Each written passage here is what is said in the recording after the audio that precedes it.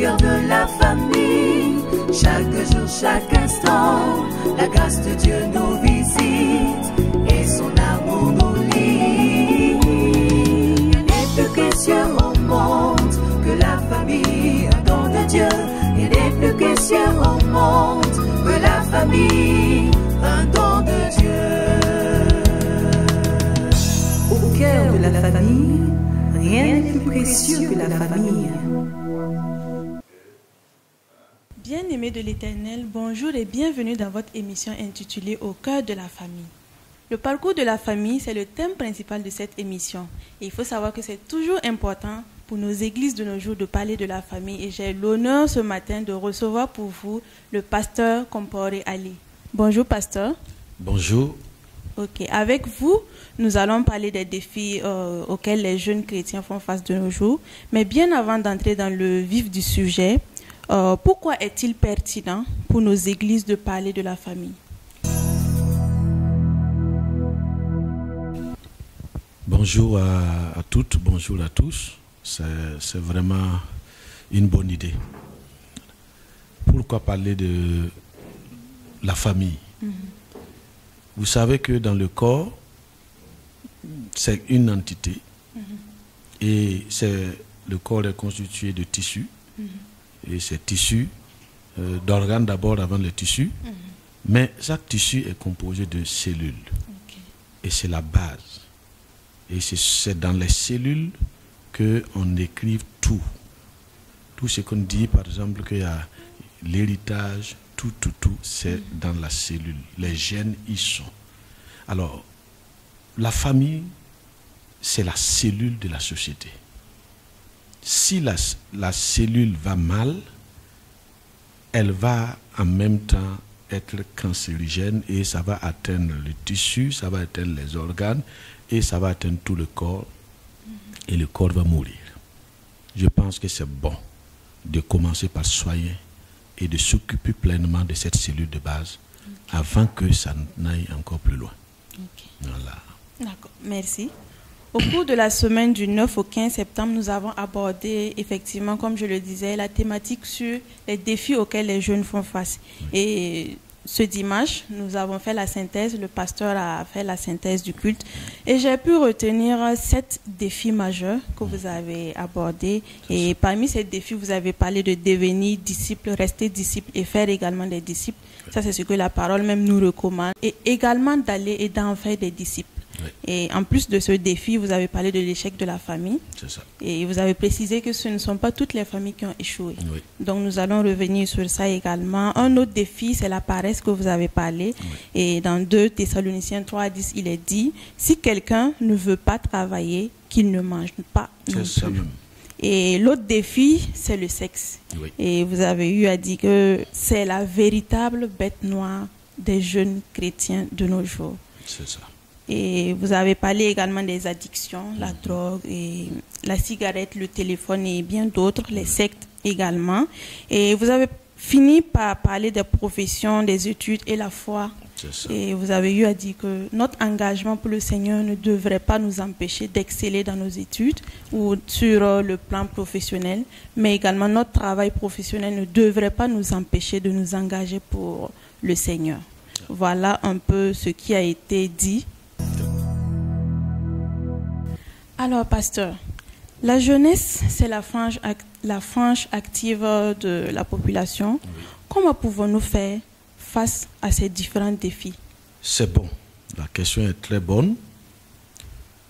Mais devant notre station, il est écrit là-bas que tout est possible à celui qui croit. Comment faire? Si on veut, on peut. Il faut alerter. Il faut qu'on sache qu'il y a un problème. Il y a quelqu'un qui est dans l'eau, il faut aller sauver la personne. D'abord, c'est identifier ces problèmes, mais prendre conscience que ces problèmes existent en notre sein. On les croit loin. On croit que ces défis-là, c'est pour toutes les autres jeunes, à l'église de Tanguay, à l'église des Assemblées de Dieu, Pentecôte, etc., les frères en Christ. Nous croyons que nous sommes en dehors. Mais il faut d'abord commencer par là. Savoir que ça existe. Et maintenant, si on sait que ça existe, il faudrait vraiment qu'on se donne tous les moyens pour vraiment défendre cette jeunesse et aider cette jeunesse afin qu'on puisse impacter et réussir la mission de Christ que Dieu a donnée pour notre vie sur cette planète Terre. Okay. Donc je pense que qui veut peut, et si on sait que ça existe, on va pouvoir prendre le dessus. Par rapport au premier défi, comment pouvons-nous faire des disciples? Faire des disciples, c'est d'abord se faire disciple. Si toi-même tu es en Christ, il te reste une chose, parler de toi, parler de comment tu étais, parler de ce que tu faisais, dire à tes camarades ce qui est mauvais et ce qui est bon, et les montrer par les œuvres, par les actes, par les paroles, qu'en réalité, tu n'es pas seulement un religieux, mais tu es disciple de Christ. Et quand on est disciple de Christ, il y a un certain nombre de choses à ne pas faire.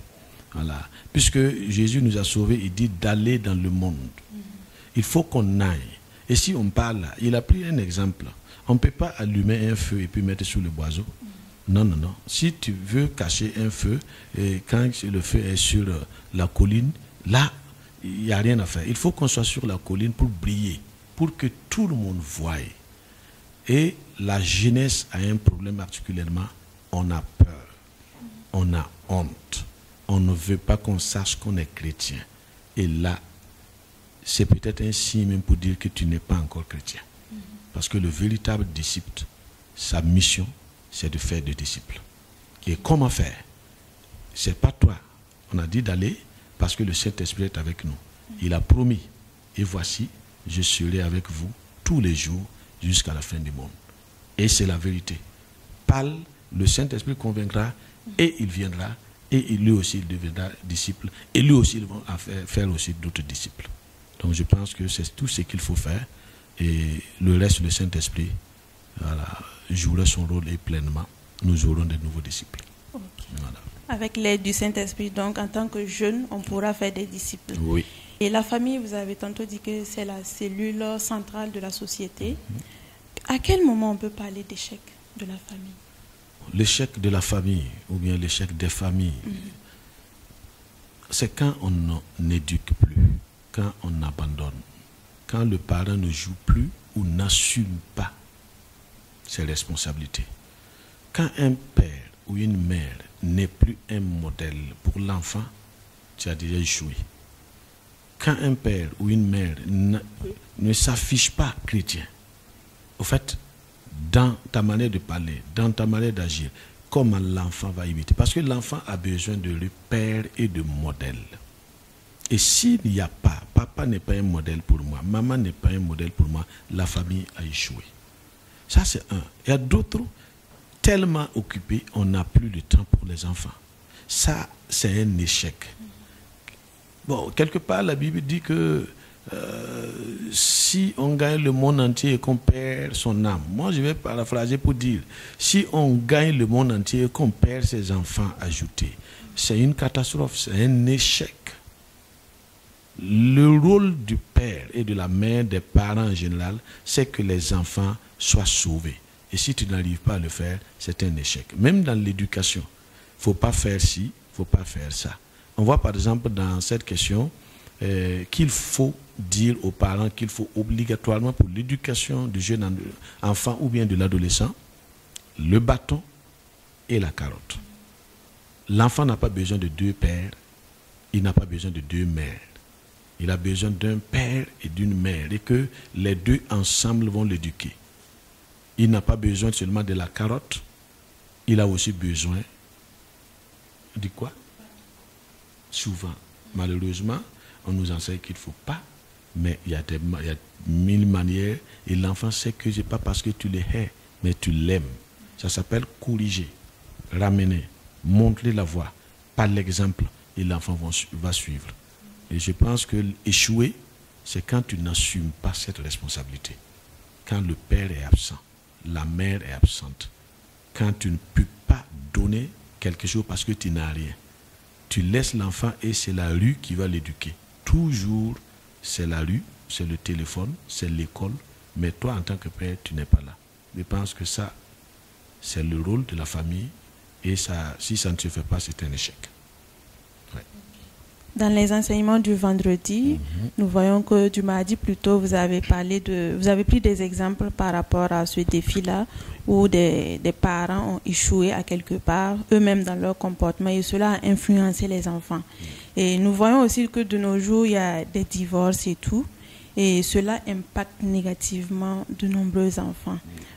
Face à cela, quel conseil vous avez à donner aux enfants chrétiens qui vivent peut-être cette situation où les parents sont divorcés, où les parents ne sont pas des modèles? Voilà un problème.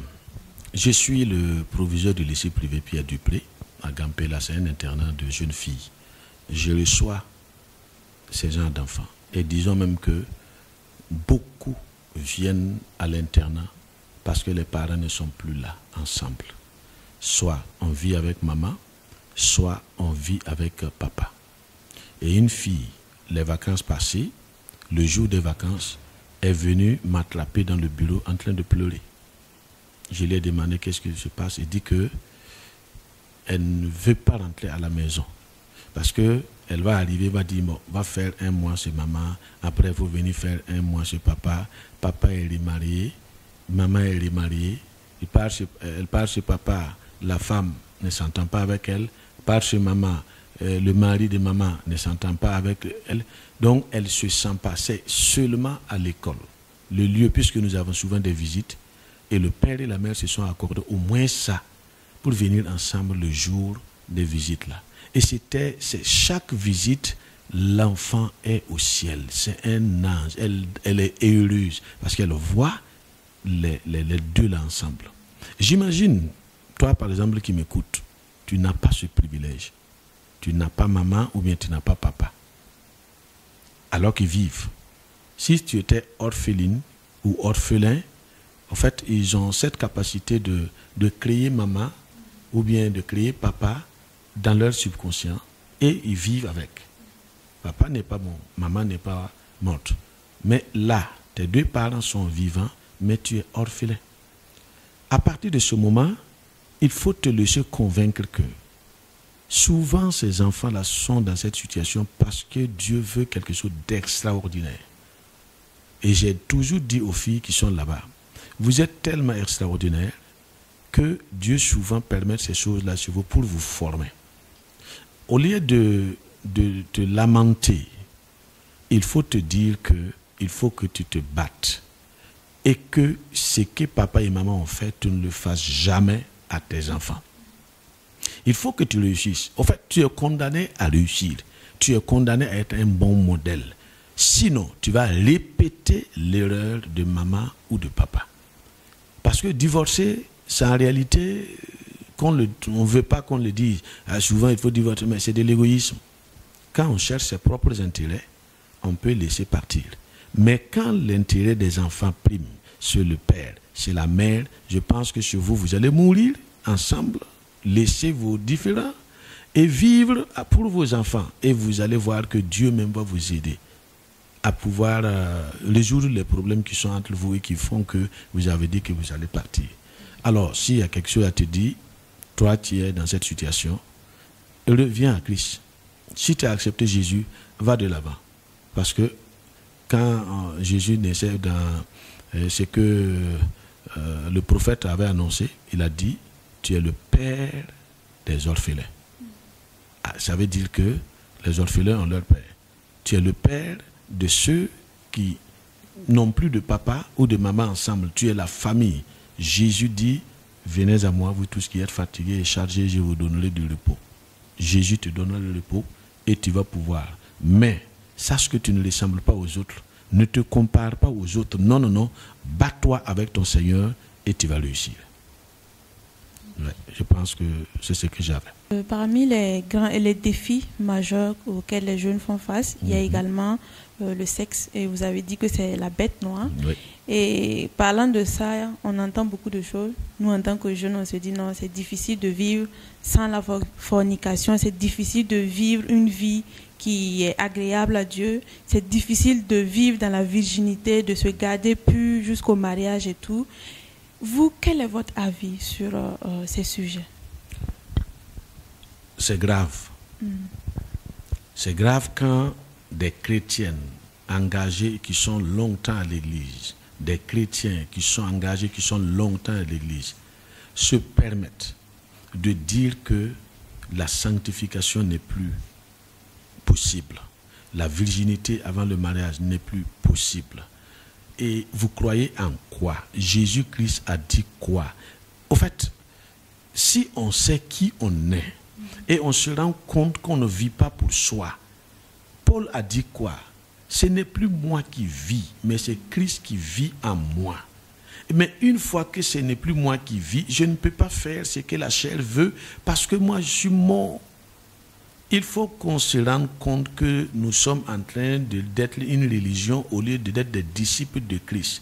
Dans la religion, il y a des formats à faire, il y a des récitations à faire. Mais être disciple de Christ, tu ne peux pas te permettre encore d'aller oser. On dit que ton corps est sacré. Et il faut qu'on revienne à ces fondamentaux. Nous sommes sacrés. Nous sommes une race élue. Nous sommes un sacerdoce royal. Et quelqu'un qui est roi ne peut pas aller partout, ne peut pas manger de tout. Non, il faut qu'on se respecte en tant que chrétien, en tant que jeune, que Dieu voulait vraiment utiliser. Et je suis sûr que parmi tout ça, il y en a toujours qui sont dans cette fidélité. Il y en a qui vivent dans la fornication, il y en a qui vivent dans la pornographie, il y en a qui vivent dans la masturbation. Mais tu te masturbes pendant que tu es jeune. Tu vis cette situation, tu vas jusqu'à ton mariage, ça va détruire ton mariage et ça va arriver que vraiment tu ne pourras pas être épanoui avec la personne qui est ton vis-à-vis pour toujours. C'est pour cela il faut te battre pour t'en sortir. Moi je parle de ceux ou celles qui sont dedans, dans la pornographie, dans la masturbation, dans la fornication, dans les orgies sexuelles, ceux qui sont dans les groupes WhatsApp qui sont concernés, retirez-vous. Séparez-vous de ceux qui vous amènent à là. Je pense que quelqu'un, un ami qui ne m'approche pas de Dieu, moi je vais me séparer de cet ami. Et je pense qu'il faut prendre la décision consciemment qu'il faut que je me batte, il faut que je m'en sorte. Et je sais que cela est possible parce que tout est possible à celui qui croit. Il faut donc se battre et avec l'aide de Dieu, on va s'en sortir. Oui. J'aimerais également avoir votre avis sur comment concilier notre engagement pour Christ, mais également nos multiples charges professionnelles ou scolaires. Dieu n'a jamais pris à son service un paresseux, quelqu'un qui ne fait rien.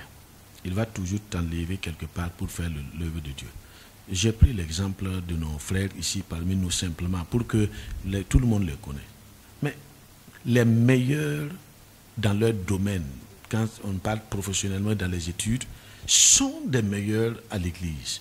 En fait, quand tu vois quelqu'un qui n'est pas paresseux, il n'est pas paresseux à l'église, il ne sera pas paresseux de l'autre côté. Et les choses vont ensemble. C'est très rarement, et je sais que ce n'est pas tout le monde, que Dieu va te dire quitte tout. Quand il te dit quitte tout, c'est toi avec ton Dieu et l'engagement est là. Mais quand tu dis parce que je fais un examen, je suis dans la classe d'examen, je suis tout, je ne vais plus à l'église. Dimanche, tu laisses à la maison pour bosser. Mardi, à la maison pour bosser. Et puis vendredi encore. Je pense que c'est une erreur grave. Parce que le jour où tu vas avoir ton bac, l'habitude est installée de ne pas aller à l'église, de ne pas aller aux réunions des jeunes, etc. Tu n'iras pas. Tu vas avoir d'autres amis qui vont être dans un grain quelque part, à la pétanque ou bien bélote, et tu ne vas plus venir à l'église parce que c'est là. Il faut que tu t'engages à faire mieux de ton mieux parce que ton travail ne doit pas détruire la foi et la foi ne doit pas détruire ton travail. Il y en a aussi, c'est la vérité. Tout le temps à l'église, même jusqu'à détruire leur propre famille. Parce qu'ils ne sont jamais avec leur mari, elles ne sont jamais avec leur mari, ils ne sont jamais avec leur femme, ils ne sont jamais avec les enfants, parce qu'il y a un travail. Bon, ça c'est compliqué. Il ne faut pas détruire la foi avec les études. Il ne faut pas aussi détruire les études par la foi. Les deux même vont ensemble. Il y a une étude que le docteur professeur Valiant a mentionnée dans sa thèse. Il a dit qu'il y a des études aux États-Unis qui ont prouvé que les chrétiens réussissaient plus que les autres religions.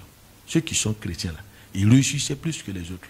Parce que dans la Bible, la foi, allez écouter, ça te donne encore la joie, ça te donne encore... En fait, tu es le stress, tu t'en sors et tu bosses. Parce qu'il y a ce qu'on appelle va jusqu'à la fin, c'est là que tu seras sauvé. Ça veut dire dans ton travail aussi, par finir, tu te bats et tu dis j'irai jusqu'au bout et tu vas réussir. Donc les deux, il n'y a pas d'autonomie entre les deux, mais je vais dire même que l'un aide l'autre et l'autre aide l'un. Merci. Merci pasteur d'avoir honoré notre invitation et merci également pour ces précieux conseils. Donc, il faut savoir que dans le cadre du mois de la famille, il y a un livret qui est mis à votre disposition et vous pouvez l'acheter et en avoir beaucoup plus d'informations sur ces différents thèmes qui sont abordés. Il faut savoir que ce livret coûte 1000 francs seulement à l'église de Tanguem Barrage. Pour nous quitter, je vais vous lire une partie du livret pour vous encourager à l'acheter. Les jeunes chrétiens sont encouragés à être des modèles dans leurs paroles, leur conduite, leur amour, leur foi et leur pureté. Cela les aide à développer une vie intègre et à inspirer les autres par leur exemple. En somme, la jeunesse chrétienne offre un cadre riche et structurant qui favorise le développement personnel, spirituel et communautaire des jeunes. Merci à vous qui nous avez suivis et à très bientôt. Et sachez que rien n'est plus important que la famille. Au cœur de la famille, chaque jour, chaque instant, la grâce de Dieu nous visite